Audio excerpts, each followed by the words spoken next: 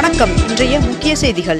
சென்னை சர்வதேச விமான நிலையம் அருகே நங்கநல்லூரில் அமையவுள்ள தமிழ்நாடு ஹஜ் இல்லத்திற்கு முதலமைச்சர் மு.க. ஸ்டாலின் அவர்கள் இன்று அடிக்கல் நாட்டுகிறார். புதுச்சேரியில் பெண் குழந்தைகளுக்கு வழங்கப்படும் ஊக்கத்தொகையை உயர்த்தி அரசாணை வெளியிடப்பட்டுள்ளது. தமிழ்நாட்டில் டிசம்பர் 24ஆம் தேதி முதல் அரையாண்டு விடுமுறை என்று பள்ளிக் கல்வித்துறை அறிவித்துள்ளது. சென்னை மெட்ரோ 2ஆம் கட்ட திட்டத்திற்கு 2000 கோடி ரூபாய் கடன் வழங்க ஆசிய வளர்ச்சி வங்கி ஒப்புதல் வழங்கியுள்ளது. அனந்தபுரி எக்ஸ்பிரஸ் ரயிலானது பிப்ரவரி 3ஆம் தேதி வரை தாம்பரத்திலிருந்து இயக்கப்படும் என்று தெற்கு ரயில்வே அறிவித்துள்ளது.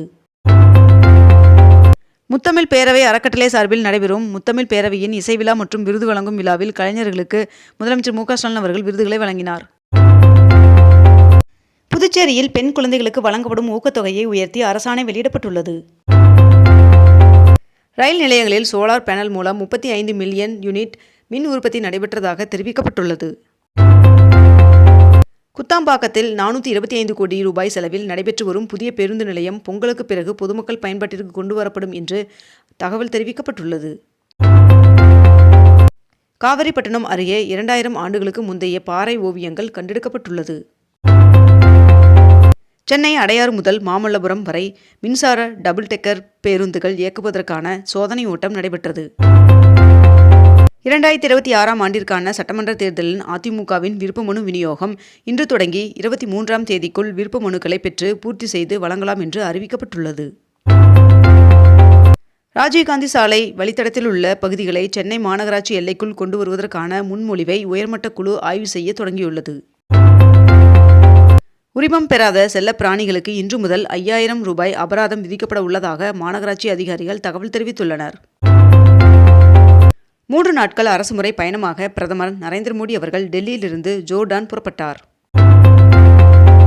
22 கேரட் ஆபண தங்கத்தின் விலை சவரனுக்கு 720 ரூபாய் அதிகரித்து 1 சவரன் 99,680 ரூபாயாகவும் 1 கிராம் 12,460 ரூபாய்க்கும் விற்பனை செய்யப்பட்டு வருகிறது. இதனைத் தொடர்ந்து 1 கிராம் வெள்ளியின் விலை கிராமிற்கு 3 ரூபாய் அதிகரித்து 1 கிராம் வெள்ளி 213 ரூபாய்க்கு விற்பனை செய்யப்பட்டு வருகிறது.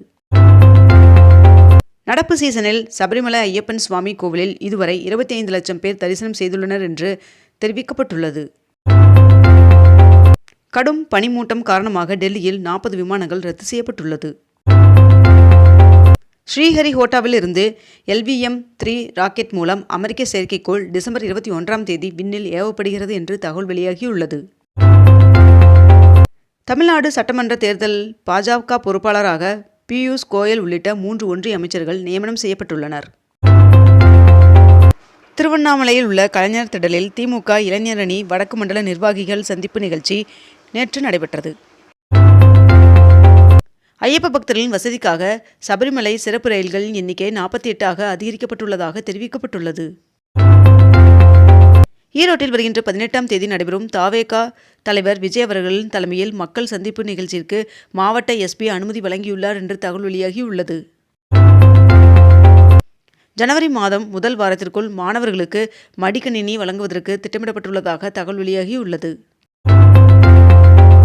சென்னைக்கு குடிநீர் வழங்கும் செம்பரம்பாக்கம், புழல், பூண்டி உள்ளிட்ட மேற்கண்ட இந்த 5 ஏரிகளில் 95% நீர் இருப்பு உள்ளதாக தகவல் வெளியாகியுள்ளது.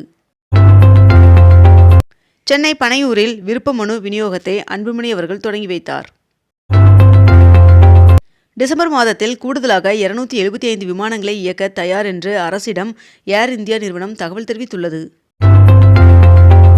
புதிய தலைமை தகவல் ஆணையராக ராஜ்குமார் கோயல் அவர்கள் நியமிக்கப்பட்டுள்ளதாகவும் இன்று பதவியேற்க உள்ளதாகவும் தகவல் வெளியாகியுள்ளது. கடலோர தமிழகத்தில் இன்று முதல் மழைக்கு வாய்ப்புள்ளதாக வானிலை மையம் தகவல் தெரிவித்துள்ளது. பீகாரில் இளைஞர் நலன், வேலைவாய்ப்பு, திறன் மேம்பாடு, உயர்கல்வி மற்றும் விமான போக்குவரத்து ஆகிய 3 புதிய துறைகளை உருவாக்க அமைச்சரவை ஒப்புதல் வழங்கியது. திருவள்ளூர், காஞ்சிபுரம், விழுப்புரம், திருவண்ணாமலை, கிருஷ்ணகிரி, ராமநாதபுரம் ஆகிய 6 மாவட்டங்களில் புதிய ஊராட்சி ஒன்றியங்கள் உருவாக்கி தமிழ்நாடு அரசு அரசாணை வெளியிட்டுள்ளது. தமிழ்நாட்டில் விடுபட்ட தகுதியுள்ள பெண்களுக்கு மகளிர் உரிமைத் தொகை கண்டிப்பாக வழங்கப்படும் என்று முதலமைச்சர் மு.க. ஸ்டாலின் அவர்கள் உறுதியளித்துள்ளார். டெல்லியில் காற்றின் தரக்குறியீடு மோசமாக உள்ளதால் கிராப் 4 என்ற நிலையிலான கட்டுப்பாடுகள் அமல்படுத்தப்பட்டுள்ளது. அத்தியாவசியம் அல்லாத சரக்கு வாகனங்கள் நகருக்குள் நுழைய தடை விதிக்கப்பட்டுள்ளது.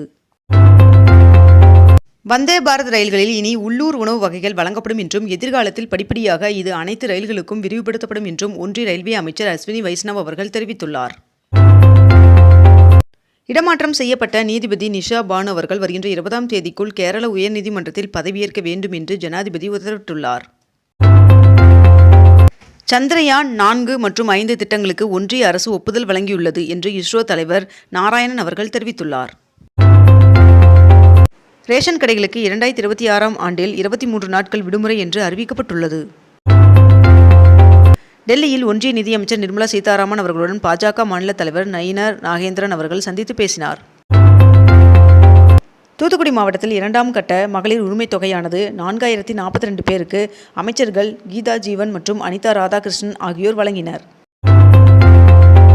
இந்திய காப்பீட்டுத் துறையில் அந்நிய நேரடி முதலீட்டை 100% உயர்த்துவதற்கான மசோதாவிற்கு மத்திய அமைச்சரவை நேற்று ஒப்புதல் வழங்கியுள்ளது. மகாத்மா காந்தி ஊரக வேலை உறுதி திட்டத்தை பூஜ்ய பாபு கிராமின் ரோஸ்கார் யோஜனா என்ற பெயர் மாற்றம் செய்ய ஒன்றிய அரசு திட்டமிட்டுள்ளது.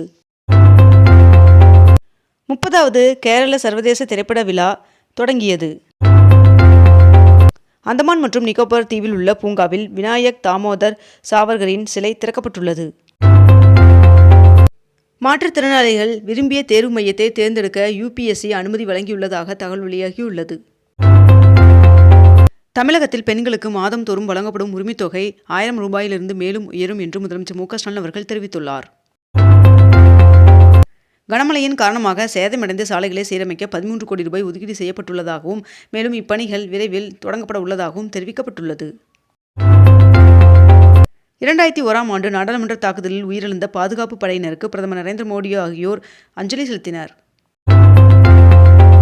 கொல்கத்தாவில் தனது 70 அடி சிலையை கால்பந்து ஜாம்பவான் மெஸ்ஸி அவர்கள் திறந்து வைத்தார். மத்திய இடைநிலை கல்வி வாரியம் 2026ஆம் ஆண்டு முதல் 10 மற்றும் 12ஆம் வகுப்பு பொதுத் தேர்வுகளில் மாணவர்களின் மன அழுத்தத்தை குறைக்கும் வகையில் பல முக்கிய மாற்றங்களை செய்துள்ளதாக தகவல் வெளியாகியுள்ளது. ஆசிய கோப்பை தொடரில் UAE அணிக்கு எதிரான போட்டியில் வைபவ் சூரியவன்சி அவர்கள் 95 பந்துகளில் 171 ரன்கள் எடுத்தார். 2027ஆம் ஆண்டிற்குள் விண்வெளிக்கு மனிதர்களை அனுப்ப இஸ்ரோ திட்டமிட்டுள்ளது. மேலும் 2035ஆம் ஆண்டிற்குள் இந்திய விண்வெளி நிலையம் அமைக்கப்படும் என்றும் இஸ்ரோ தலைவர் நாராயணன் அவர்கள் உறுதியளித்துள்ளார். இந்திய மல்யுத்த வீராங்கனை வினேஷ் போகத் அவர்கள் மீண்டும் ஒலிம்பிக் போட்டியில் பங்கேற்க திட்டமிட்டுள்ளார் என்று தகவல் வெளியாகியுள்ளது. பெட்ரோலிய துறை வழங்கும் ஒரே உரிமத்தின் கீழ் அனைத்து வகையான கனிம எண்ணெய் திட்டங்களையும் செயல்படுத்தும் வகையில் புதிய விதிமுறைகளை அரசிதழில் வெளியிட்டுள்ளது ஒன்றிய அரசு. இத்துடன் இன்றைய தலைப்புச் செய்திகள் நிறைவடைகின்றன. மேலும் இதுபோன்ற அண்மை தகவல்களை உடனுக்குடன் தெரிந்து கொள்ள அக்னிபூ சேனலை சப்ஸ்கிரைப் செய்து கொண்டு தொடர்ந்து இணைந்திருங்கள். நன்றி, வணக்கம்.